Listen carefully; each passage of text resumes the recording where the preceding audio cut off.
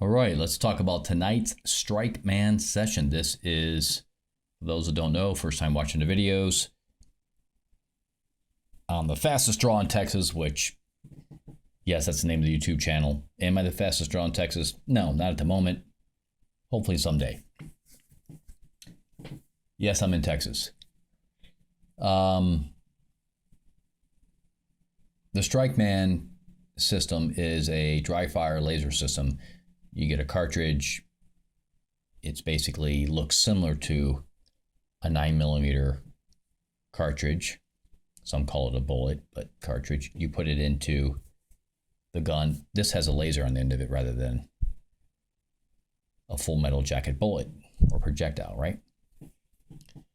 So it shoots laser instead of a projectile or a bullet. Pretty cool.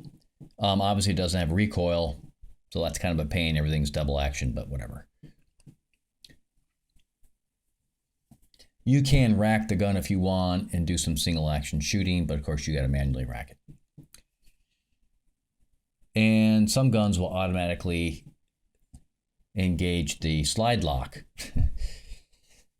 if your magazine's empty. So that's a pain in the butt. All right. I suppose you could put yeah, anyways, whatever. There's probably ways to deal with that, but we're not going to get into that tonight.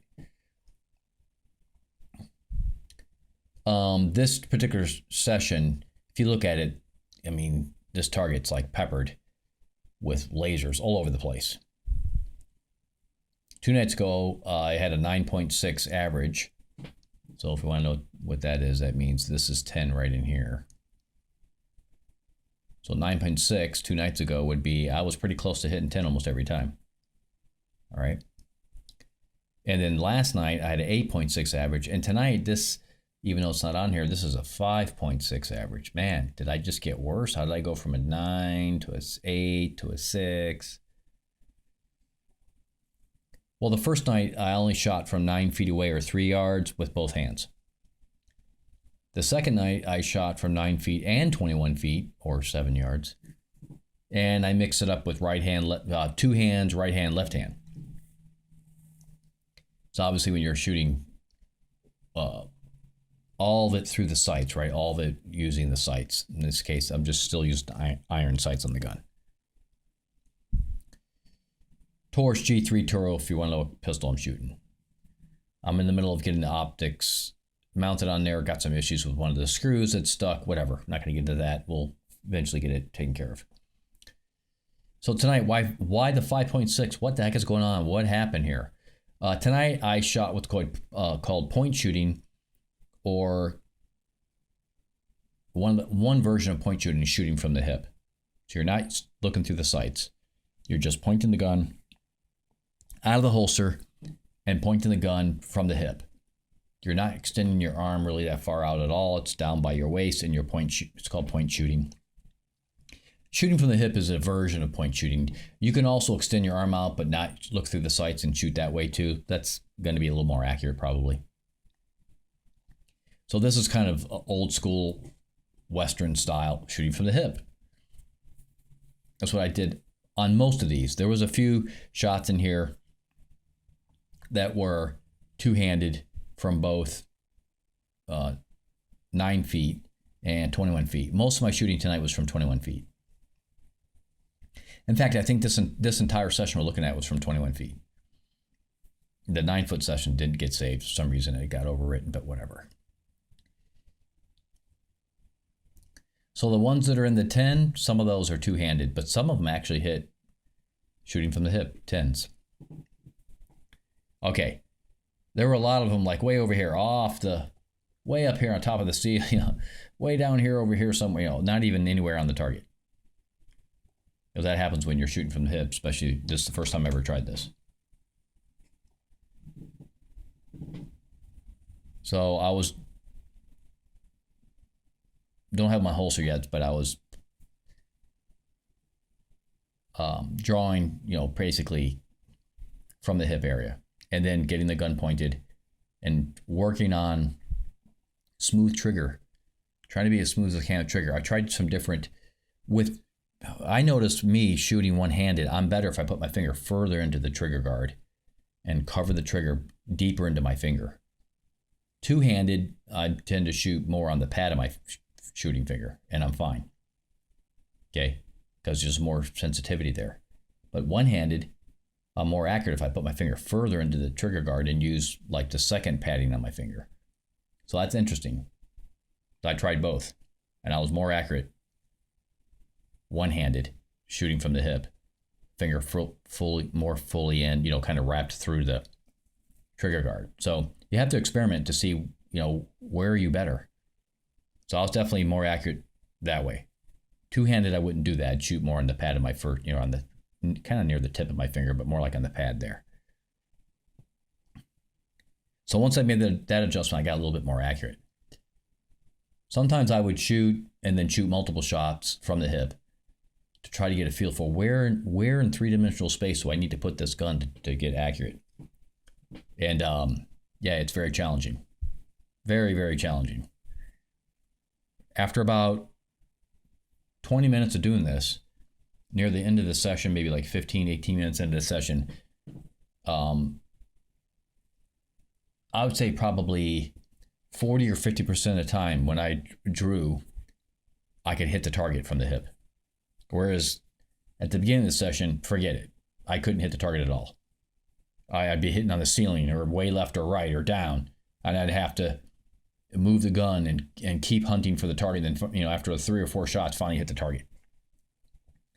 By the end of the session, I wasn't 100% hitting the target, but my hit ratio on the first shot from the holster, so to speak, was improved.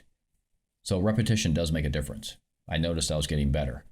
My brain was beginning to associate 21 feet and approximately where in that three-dimensional space do I need to hold my arm, my forearm, my hand, all of it, wrist, to get that laser on target. A lot of 4s, man. Like 4s, 5s. A lot out in here, right? Oh, way out in here, a lot of this stuff. And then, of course, there's a lot in here too. Like quite a few shots in the center. But I noticed with one-handed, I noticed that the gun would move just a little bit on the trigger pull. That's bad. So I had to concentrate one-handed from the hip. Had to really focus and concentrate on holding that gun steady with the rest of my hand and allowing the trigger finger to do its business without moving the gun at all.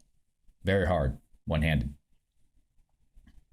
But that was only half the problem. The other half the problem was when I released the trigger, the gun would move again. And I noticed that. So lots of work to be done here, right? Lots of work to be done on controlling the pistol one-handed so that it doesn't move or moves, a very small amount. Both pulling the trigger and releasing the trigger. Now, with real ammo, discharging, real ammo, the subsequent shots are going to be, striker fire, single action, right? They're going to be really small movements in the trigger because that's the benefit of striker fire. Here, everything is double action, so the pull is a little bit harder, and unless you intentionally rack the gun, which I did a few times, and yeah, the trigger is much easier to pull, and but it's tough when you got to keep stopping what you're doing, rack the gun, pull the trigger, rack the gun. You kind of lose your flow. Okay. But I did it a few times just to get a feel for, okay, how much lighter is the trigger? What does it feel like? So most of the session, probably like 80% of the session, was me shooting from the hip, both right-handed and left-handed. So this shot, I'm a right-handed person, so some of these shots on here are left-handed. Like I said, there was a lot of shots off target, like we're not even on this target, way all over the place. I had some hitting the ceiling, some hitting, there's some boxes below this holding up this target. Hit the box, all over the place, especially in the beginning. So it was a fun session. There's a cool factor you know, when you're shooting kind of old west from the hip. It's a very, very, very cool. So tonight was predominantly shooting from the hip night. I spent 20 minutes doing that.